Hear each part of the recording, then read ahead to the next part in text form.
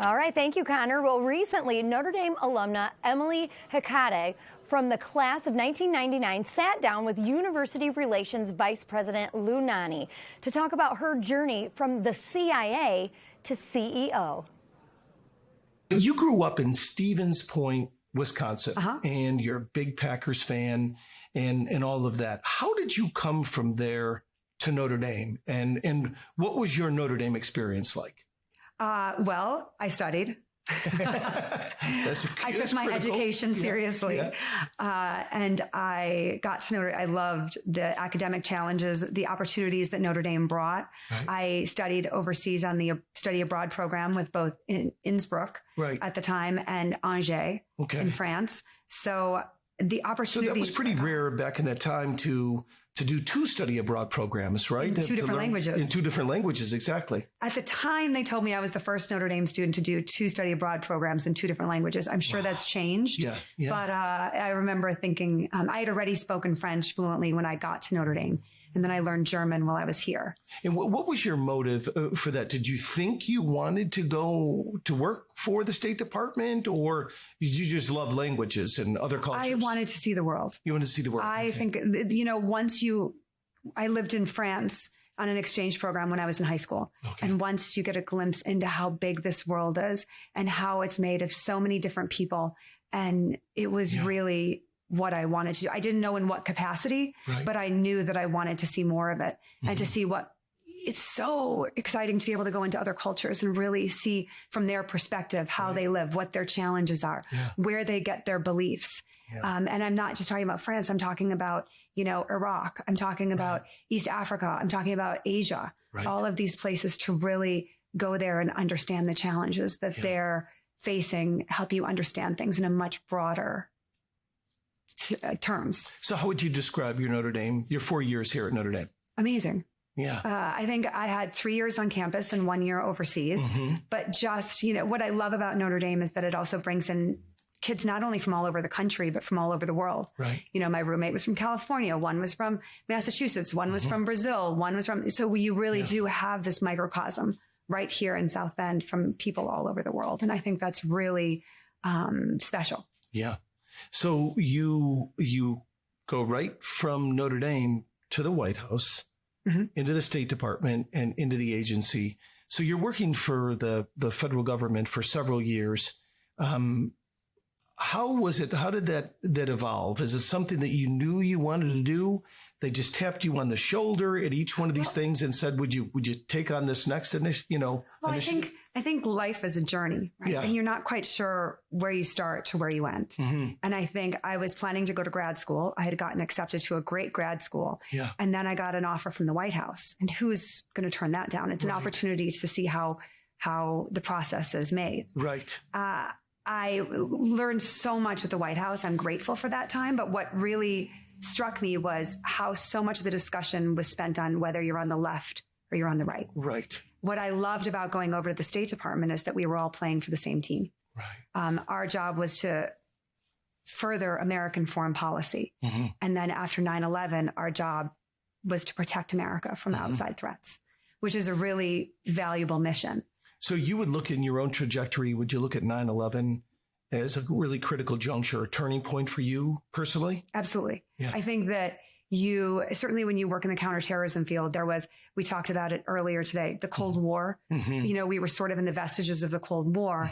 9/11 happened where we were attacked for the first time on U.S. soil since Pearl Harbor. So everything sort of changed and we realized, okay, there's immediate threats that we need we were already on top of, but we need to even put more resources in that direction. And then there was Afghanistan, and then there was Iraq. And now, it's sort of, you've seen the way that it's kind of expanded across the globe.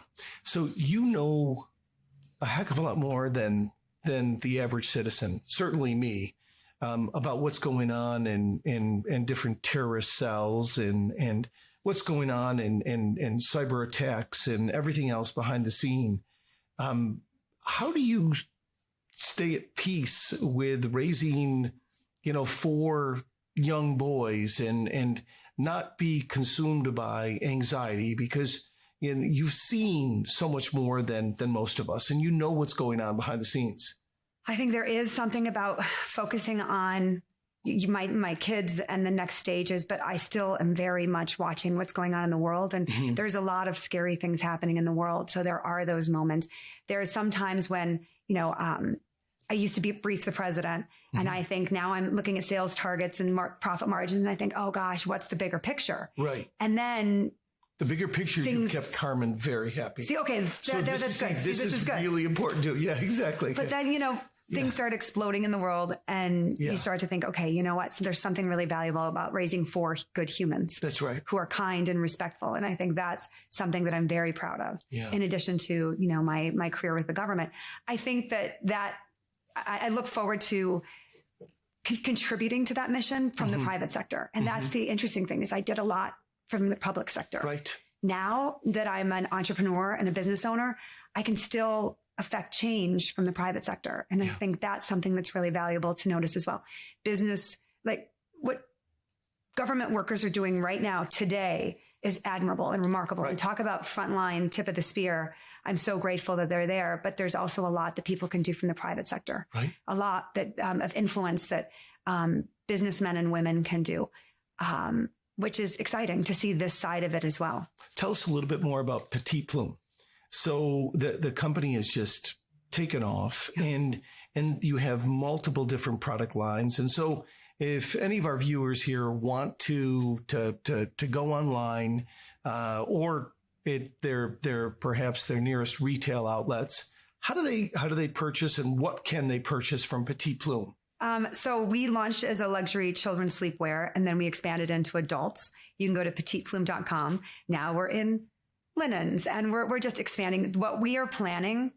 It's very exciting. I launched this company, from East Africa, as I mentioned, with no resources besides, government savings. And now we just have access to the smartest people, the opportunities. It's exciting. And one of the things that you've made a real focus on is that you want no chemicals at all in any of your clothing or sheets or whatever. Tell us a little bit about that. So we even do yarn dyed fabric instead of chemicals. So we really do go that extra step. We don't cut the corners. And I think that's why we're doing so well, is because we've gotten through the noise. I hate to get technical, but you could, for children's pajamas, you could put 100% cotton and then dip it in chemicals, and you don't have to put that on the label.